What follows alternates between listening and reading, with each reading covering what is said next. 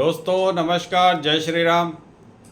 दोस्तों आज हमारी चर्चा का विषय है न्यूयॉर्क टाइम्स में छपा एक रिपोर्ट। इसके जो एडिटर हैं Joseph hope, editor in chief, वो उन्होंने एक रिपोर्ट लिखा है न्यूयॉर्क टाइम्स में। वो लिखते हैं जिसमें मोदी जी की तारीफ की गई है और मोदी जी को वर्ल्ड के लिए काफ़ी खतरा भी बताया गया उनके हिसाब से। वो लिखते हैं, Narendra Modi sole aim is to make India a better country. If he is not stopped in the future, India will become the most powerful nation in the world. It will surprise even the USA, UK, Russia and Japan. Narendra Modi is moving towards a specific goal. No one knows what he wants to do, and his intention strategy cannot be predicted. Behind the smiling face, he is a dangerous patriot. He uses all the country of the world for the benefit of the nations, that is India. First, he destroyed US ties with Pakistan and Afghanistan. Next, Narendra Modi is created an alliance with Vietnam, shattered China's superpower dream, and made use of three countries. The long-running dispute over oil extraction overseas between Vietnam and China has benefited India with India's support. Vietnam began producing oil in the China southern seas. Vietnam now supplies all the oil to India. The United States has different support for this. He made Pakistan a poor country without going into a war. He brought the port of Iran under his control. He has set up an Indian military base on the border with Afghanistan, very close to the area that divides Pakistan. In order to increase Indian trade, he has also built a route through Iran to Afghanistan without touching Pakistan. Narendra Modi desires are going up one by one. Section 370 and 35 have been repealed. One day he will completely capture Pakistan occupied Kashmir. Pakistan will fall into four pieces in the coming season. This will happen on the warning of Narendra Modi. Saudi Arabia, Pakistan's traditional ally, also play a key role in the partition of Pakistan. In Asia, the man who finished China and United States has cancelled the SARS summit and shown his power to the world. Narendra Modi has succeeded in maintaining India's superiority over Asia. He made UAE find the foreign minister of Pakistan and landing in UAE and send the minister back. Malaysia took over a Pakistan airplane to recover debts owned by Pakistan. Russia and Japan too have Asia's major power, have done nothing to say. तो इस तरह उन्होंने मोदी की तारीफ करते हुए गया। इसके आगे लिखते हैं, many countries think and act as if each country has many enemies, but India has no enemies other than Pakistan. India is almost certain to be a friend to all countries of the world. This man is doing more harm to Pakistan than the real war. By using Muslim country against Pakistan, Narendra Modi has proven himself to be one of the best leaders in the world. Even if Pakistan goes for the war with India, there will not be so much loss. But now Pakistan is suffering more than that. In all negotiation with all countries, his personal honesty must be taken into account. India's progress will be difficult for the rest of the world.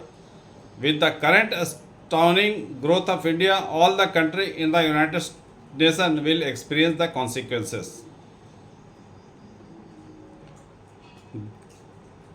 तो इससे मालूम चलता है कि नरेंद्र मोदी देश को वहाँ ले जाना चाहते हैं जहाँ से एक देश सुपर पावर बन सके।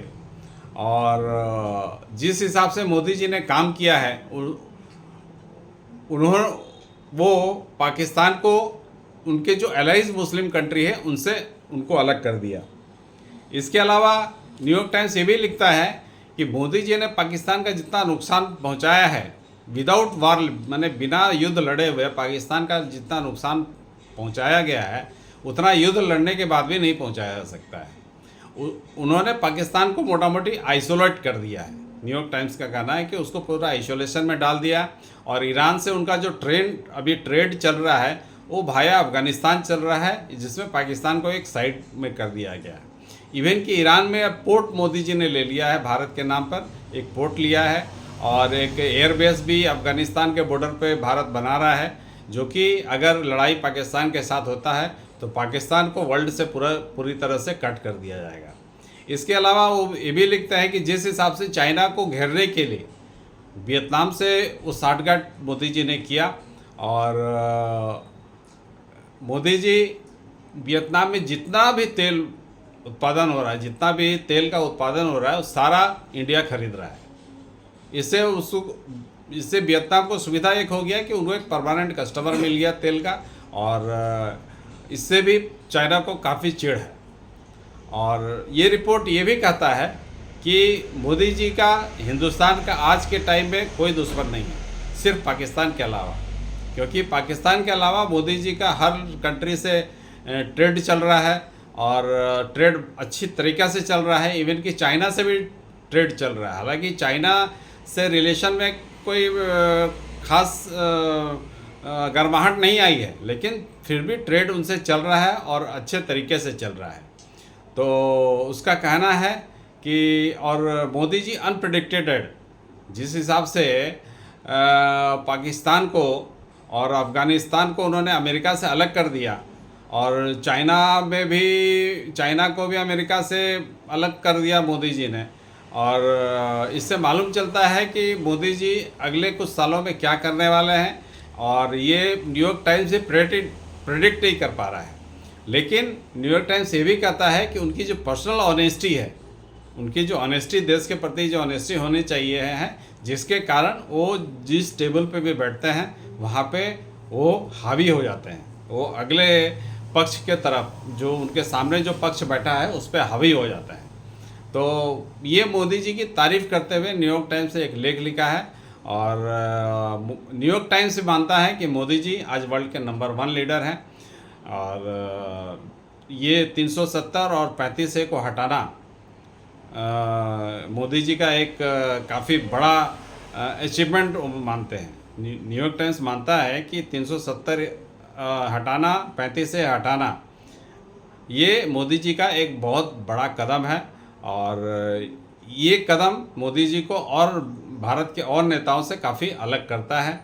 और मोदी जी आगे क्या करने वाले हैं इसका अंदाज़ा लगाना काफ़ी मुश्किल है।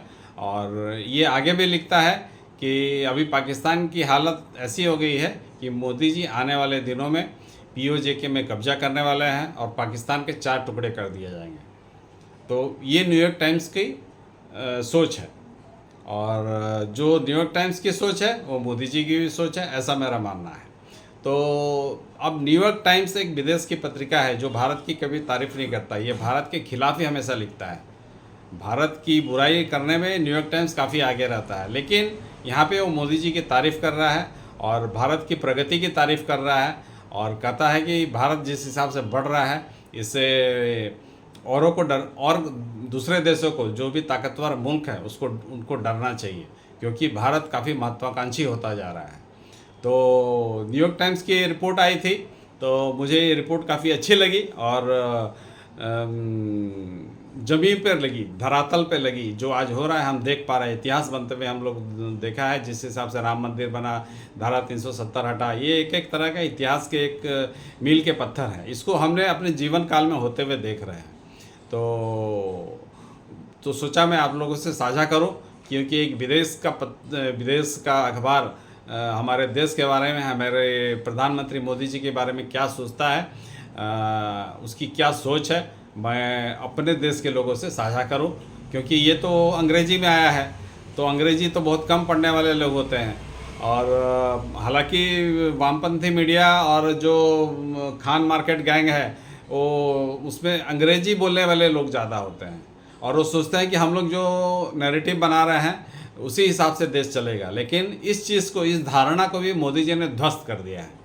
और चूँकि ये रिपोर्ट मोदी जी के प्रति काफ़ी अच्छी रिपोर्ट लेके आ रही थी, तो इसलिए मैं सोचा इससे आपसे साझा करूं, ताकि आपको आने वाले जो खबर आएंगे उसके बारे में इस रिपोर्ट से कनेक्ट करने में आपको सुविधा होगा। फिलहाल दोस्तों इतना ही, और मेरी गुजारिश है कि इस चैनल को शेयर कीजिए, लाइक कीजिए, सब्सक्राइब कीजिए। दोस्तों जय श्री राम,